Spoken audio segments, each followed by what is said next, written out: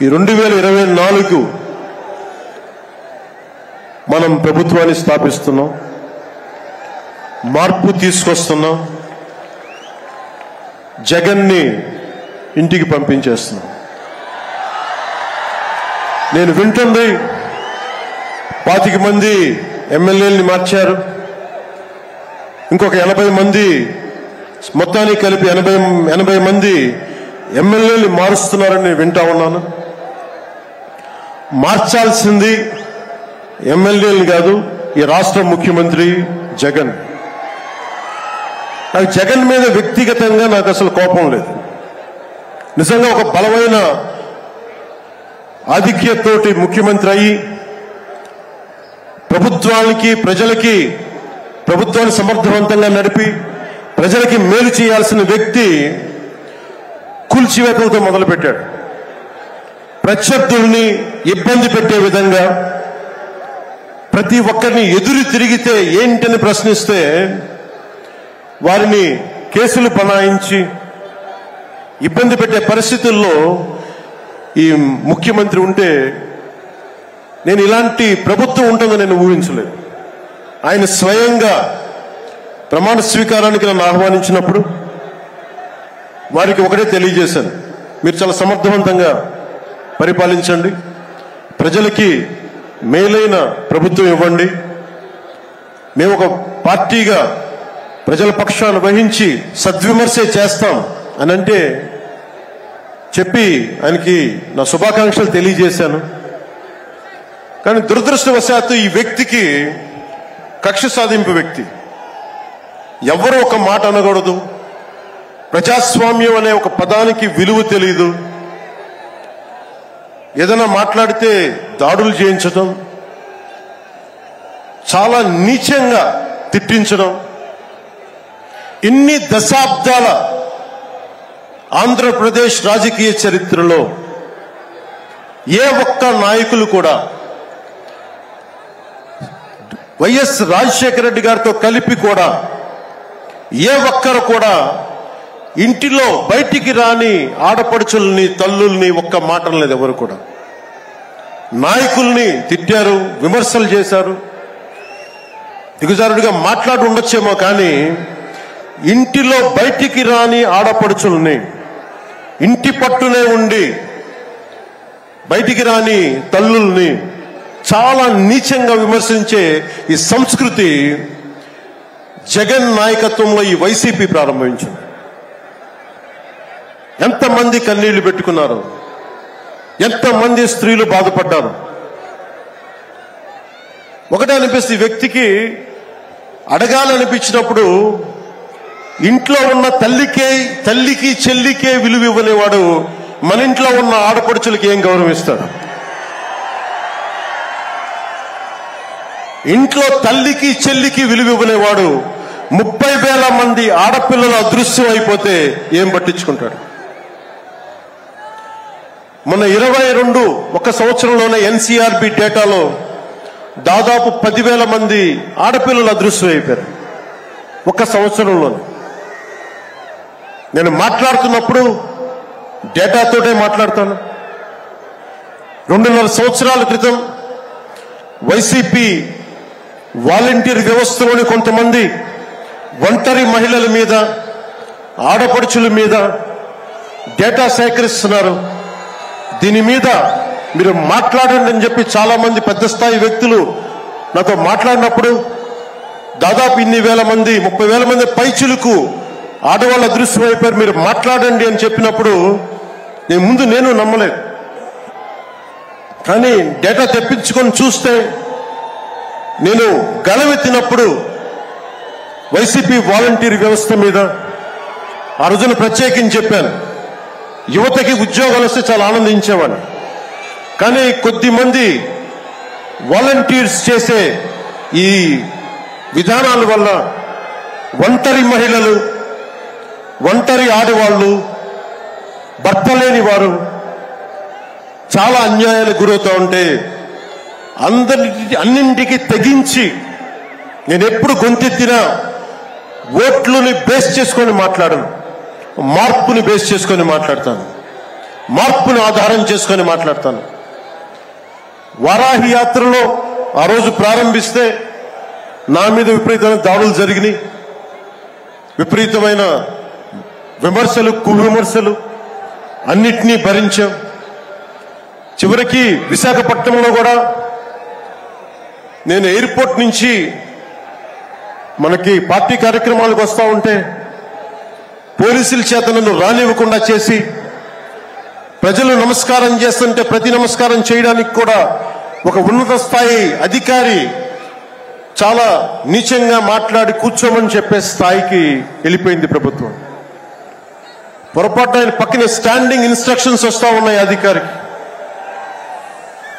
పొరపాటున ఆయనకి speaker phone నొక్కుకుపోయింది అధికారులు మాట్లాడుతూ ఉంటాయి. మనందరికీ తెలిసిన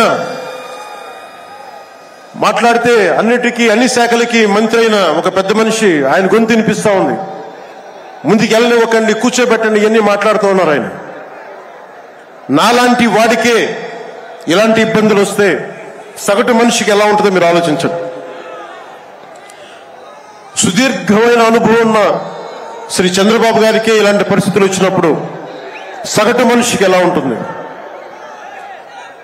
చాలా అనుభవజ్ఞులైన ఒక్కొక్క సీనియర్ నాయకులకే ఇలాంటి పరిస్థితులు ఉంటే రేపొద్దున భవిష్యత్తులో ఇంకొక మారు వైసీపీ ప్రభుత్వం వస్తే ఎవ్వరూ ఇళ్లలో ఉండలేరు, ఆంధ్రప్రదేశ్లో ఉండలేరు, పెట్టుబడులు రావు. ఇవన్నీ మారాలి. నేను 2021లో ఇప్పటం సభలో వైసీపీ వ్యతిరేక ఓటు చీలనివ్వను. దానికి నాకేదో అద్భుతాలు జరుగుతాయని కాదు, కానీ నిజంగా యువత భవిష్యత్తును దృష్టిలో పెట్టుకొని, మహిళల భద్రతను దృష్టిలో పెట్టుకొని, మనకి వ్యాపారస్తుల పెట్టుబడులను దృష్టిలో పెట్టుకొని, సంక్షేమాన్ని దృష్టిలో పెట్టుకొని ఈ వైసీపీ ప్రభుత్వం మారాలి.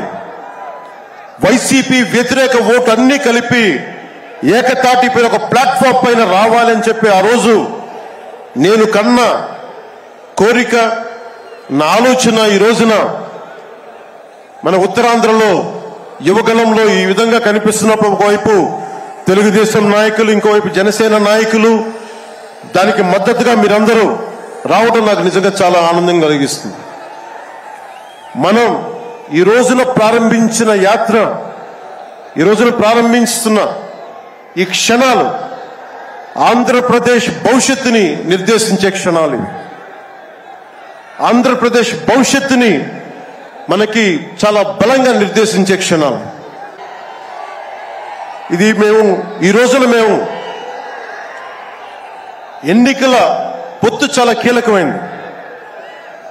మనం కనుక ఈ పొత్తు పెట్టుకోకపోతే భవిష్యత్తులో రోడ్ల మీదకి వచ్చి కర్రలు కత్తులు పట్టుకొని వైసీపీ గూండాలతో కొట్టాడాల్సి వస్తుంది. నేను కేంద్రంలో ఇదే చెప్పాను.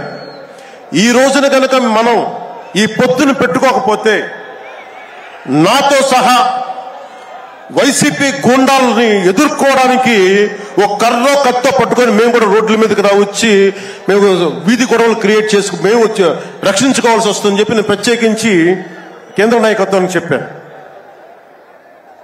ఎందుకంటే భవిష్యత్తులో ఇంకొకసారి వైసీపీ వస్తే నేను 2019లో కూడా చెప్పాను, ప్రతి కొండని కోనని వీళ్ళు దోచేసుకుంటారని. వీరికి ప్రజాస్వామ్యం మీద గౌరవం లేదు వీరికి. అందుకని ప్రత్యేకించి ఈ పొత్తుని సాధ్యమైనంత ఎక్కువ కాలం ఉంటే ఆంధ్రప్రదేశ్ భవిష్యత్తు నిలదొక్కునే వరకు ఇది ఉండాలి పొత్తుని మనస్ఫూర్తిగా నేను ఆకాంక్షిస్తున్నాను. నేను భవిష్యత్తు నేను కూర్చునేది రోడ్లు కానీ సోదరులు లోకేష్ గారు చెప్పారు, జనసేన ఆలోచన విధానంతో మేమందరం మాట్లాడుకున్నాం. భవిష్యత్తులో ఉమ్మడి మేనిఫెస్టో కూడా రిలీజ్ చేస్తాం. దాంట్లో ముఖ్యంగా నేను చెప్పదలుచుకుంటుంది ఇన్ఫ్రాస్ట్రక్చర్, రోడ్లు కానీ, హెల్త్ కేర్ కానీ, primary health care centres, secondary health care centres, tertiary health care centres, అలాగే మనకి యువతకి ఉపాధి అవకాశాలు, గవర్నమెంట్ ఎంప్లాయీస్ కి సిపిఎస్ రద్దు మీద ఎలాంటి నిర్ణయం తీసుకోవాలి, రెబీరా గారు పెట్టినట్టుగా పోలీస్ రిఫార్మ్స్ ఇంప్లిమెంటేషన్, అలాగే టీచర్లకి ఉద్యోగాల భర్తీ, రైతులు, కౌలు రైతులు, ఉద్యానవన రైతులు, సెరికల్చర్ రైతులు, ఆక్వా రైతులకి లాభసాటిగా ఎలా ఉండాలి, ప్రభుత్వ పాఠశాలలు, సంక్షేమ హాస్టల్ స్థితిగతుల్ని ఎలాగ మార్చాలి, అంగన్వాడీ కార్యకర్తలకు ఎలాగ అండగా ఉండాలి, పంచాయతీల్ని ఎలా బలోపేతం చేయాలి, మత్స్యకారులకి, గిరిజనులకి, దళితులకి ఎలాంటి పథకాలుంటే వారి జీవితాలు మరింత మెరుగవుతాయి, అలాగే చేనేత కార్మికులకి ఎంత అండగా ఉండాలి, వైద్యం అందుబాటులోకి ఎలా తీసుకురావాలి, సంఖ్యాబలం లేని బీసీ కులాలకి ఎంత అండగా ఉండాలి, వీటన్నిటి మీద చాలా లోతైన ఒక ఎక్సర్సైజ్ చేస్తా ఉన్నాం. దీన్ని బేస్ చేసుకొని ఒక ఉమ్మడి కార్యాచరణకు, ఉమ్మడి ప్రణాళిక నారా చంద్రబాబు గారు మేము కలుసుకొని వచ్చి ఇలాంటి పెద్ద సభలో, రానున్న పెద్ద సభలో ఒకటి సంయుక్తంగా దీన్ని రిలీజ్ చేస్తాం. ఈరోజు నేను ప్రత్యేకించి నా మాటని, ఇది లోకేష్ గారి రోజు కాబట్టి, ఆయన కష్టపడి ఆయన రోజు కాబట్టి నేను నా ఉపన్యాసాన్ని కుదించే మాట్లాడుతున్నాను. ముగింపు వాక్యాలుగా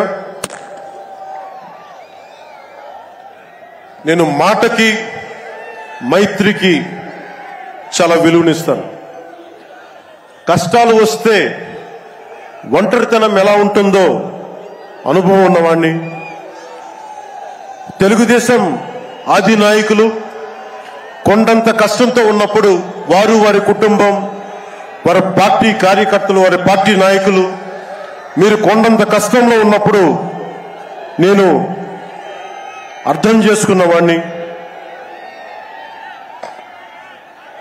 వ్యక్తి ప్రయోజనాలు, వర్గ ప్రయోజనాలు, పార్టీ ప్రయోజనాలు అన్నిటినీ దాటి ఒక తోటి మనిషిగా, ఒక సాటి మనిషిగా నేను మీకు అండగా నిలబడ్డాను.